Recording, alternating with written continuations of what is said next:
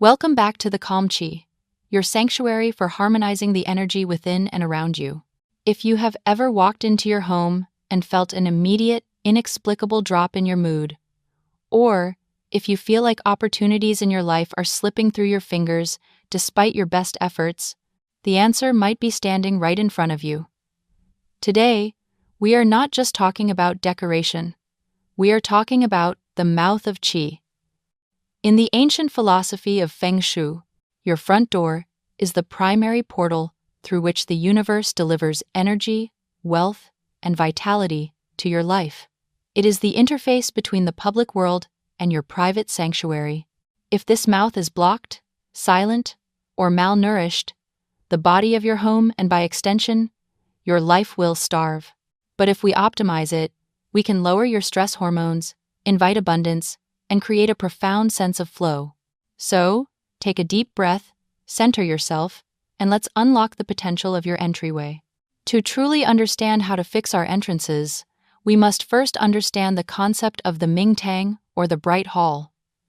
In traditional Feng Shui, this refers to the open area both immediately outside and inside your front door.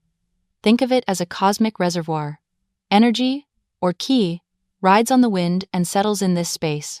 If the Ming Tang is cramped, dark, or cluttered, the energy arrives but has nowhere to pool, nowhere to gather strength before circulating through the rest of your home. This isn't just metaphysics. It is environmental psychology. Research has shown that entering a cluttered, chaotic space triggers an immediate spike in cortisol, the stress hormone, putting your nervous system into a fight or flight mode the moment you cross the threshold. Alternatively, a curated, open transition space allows your brain to downshift, signaling safety and allowing you to shed the armor of the outside world. With this foundation in mind, let's analyze the 5 critical errors that disrupt this flow and, more importantly, how to fix them with intention. The first and most pervasive error is physical and energetic blockage. This goes beyond the obvious pile of shoes. We must look at the mechanics of the door itself. Does your door open a full chinmui degrees? If there are coats, umbrellas, or boxes hidden behind the door preventing it from opening completely, you are symbolically and energetically restricting the amount of opportunity you are willing to accept into your life. You are telling the universe, I only want a little bit. The remedy starts with a ruthless decluttering. We want to implement the concept of a landing strip, a dedicated console, or tray for keys and mail, so that the chaos of the outside world is contained, not scattered. Vertical storage is your best friend here, lifting items off the floor to allow the Kai to meander freely near the ground. Remember, if you have to physically dodge a bicycle or a scooter to get into your house, the energy has to dodge it too. By clearing this path, you reduce cognitive overload and create a vacuum that abundance is eager to fill. Once the space is clear, we often make the second error: botanical misalignment. Plants are powerful wood element activators that signify growth and vitality, but not all greenery is created equal for the entrance. A common mistake is placing cacti or plants with sharp, spiky leaves near the door. In Feng Shui, these sharp points create poison arrows or aggressive shaji, which can subconsciously make guests and opportunity feel unwelcome or defensive. Furthermore, a dying or withered plant at the door is a symbol of decaying energy. Instead, we want to curate plants with round, succulent leaves that mimic the shape of coins. The jade plant Crassula ovata is the gold standard here. Placing it in the foyer activates the wealth energy immediately upon entry. Another powerhouse is the rubber plant Ficus elastica, known for its abundance and air-purifying qualities, or the money tree Pachera aquatica, with its braided trunk locking in fortune. If you want to introduce the fire element for recognition and fame, the anthurium with its heart-shaped red blooms is an exceptional choice for a south-facing entrance. Ideally, place these plants in pairs to create a gateway effect, balancing the energy as it enters. Moving deeper into the hallway, we encounter the third error: spatial stagnation and discordant decor. This often manifests in the misuse of mirrors. Mirrors are the aspirin of Feng Shui. They can cure many ills, but they can also cause them. A mirror placed directly opposite the front door is traditionally considered a major mistake. It acts as a reflective shield, bouncing the fresh, nourishing qi that just entered right back out the door before it can circulate. If you have a mirror here that cannot be moved, consider covering it or placing a large plant in front of it to diffuse the reflection. However, a mirror on a side wall is brilliant. It visually expands the Ming Tang, doubling the light and the feeling of spaciousness. Speaking of light, this brings us to the fourth critical error: insufficient luminosity. A dark entrance represents yin energy, stillness, secrecy, and stagnation. You want your entrance to be yang active, bright, and inviting. If you can't see your door clearly from the street, neither can the energy. Ensure your external lights are functioning and bright. Internally, if you lack natural light, consider using a salt lamp. Himalayan salt lamps or selenite lamps are fantastic here because they do double duty. They provide a warm, fire element glow that mimics sunlight, and they release negative ions to cleanse the air of pollutants and heavy energy.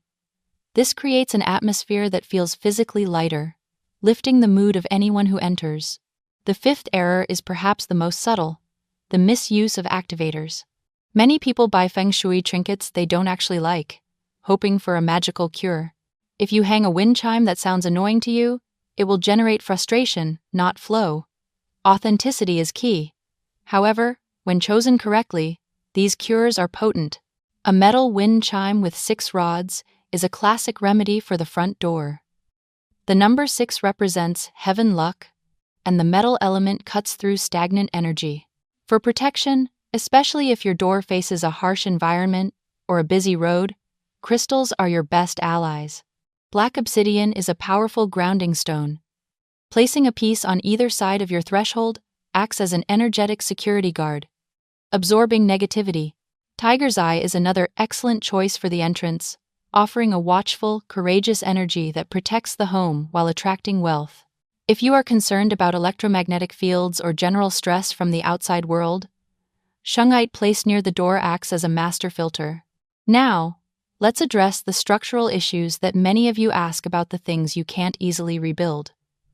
What if your front door opens directly to a staircase? This is a common challenge, where energy rushes in and immediately shoots up the stairs, leaving the ground floor starved, or rushes down and out, causing wealth to drain away. The cure here is to slow the energy down.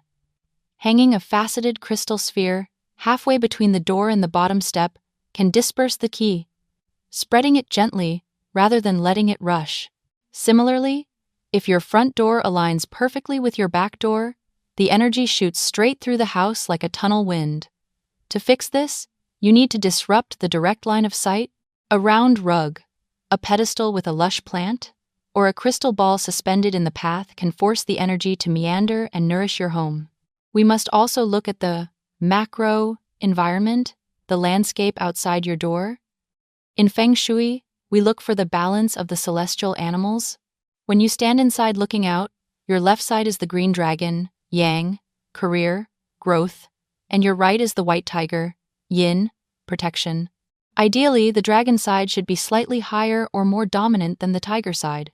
You can simulate this by placing a taller plant or a lamp on the left side of your porch and a lower, more grounding element, like a stone bench or smaller planters on the right. This balance stabilizes the energy before it even touches your doorknob. Furthermore, the direction your door faces dictates the colors that will best harmonize with it. If your door faces north, the water element rules, so black or dark blue mats are auspicious. South is fire, welcoming reds and purples. East and southeast are wood, thriving with greens. West and northwest are metal, requiring whites, grays, or metallics. The southwest and northeast are earth sectors, where ochres, browns, and yellows stabilize the home. Even your house number plays a role. In Feng Shui numerology, we look at the single-digit sum of your address. An tam is the number of infinite abundance, while a qin represents completion and fulfillment. If your house number adds up to a challenging number, like bone, often associated with difficulty, you can subtly write a tiny number inside your mailbox to shift the total vibration. Finally, let's talk about rituals. These are the active ways we maintain the mouth of qi. One of the most popular and aromatic rituals is the cinnamon blowing ceremony. On the first of the month, stand outside your open door, facing in. Place a pinch of cinnamon powder in your palm. Cinnamon is a high vibration spice associated with prosperity. Set a clear intention for abundance and blow the cinnamon across the threshold into your home. Leave it for high hours before sweeping it up, allowing that prosperity energy to settle. For protection and cleansing, we use salt. If you have been going through a period of bad luck or illness, a saltwater cure, a jar with salt, water, and 6 coins left open near the entrance can absorb negative qi like a sponge. Just remember to discard and replace it when the salt crystallizes. And for a hidden boost of wealth, try the 9-coin cure. Place 9 coins, ideally in a red envelope or tied with red ribbon, under your doormat. This symbolizes walking over wealth every time you enter, dragging that prosperity into your sanctuary with every step. You can also use the power of scent. Aromatherapy at the entrance sets the mood instantly. Citrus scents like orange or bergamot are cleansers. They wipe the slate clean and uplift the spirit. Pine or eucalyptus offers protection. And vanilla creates a sense of cozy, welcoming well-being.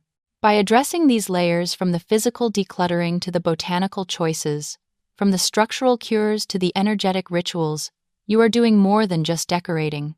You are taking command of the flow of your life. You are turning your home into a battery that recharges you, rather than a drain that depletes you. Remember, Feng Shui is not about rigid superstition. It is about intention. It is about looking at your environment with fresh eyes and asking, does this space support the life I want to live? Start with one change. Maybe it's clearing the shoes. Maybe it's buying that jade plant. Or maybe it's just washing your front door with a little orange oil to wake it up. Small shifts move mountains of energy. If you are ready to invite new opportunities into your life, I want you to claim it right now. Go down to the comments below and write, I am opening the door to abundance. Let that be your first act of intention today. And if you found value in this deep dive, please like this video and subscribe to the Calm Chi. We are building a community of people dedicated to living with flow, purpose, and peace. Turn on that notification bell so you never miss a guide on harmonizing your world. Until next time, keep your energy flowing and your heart open.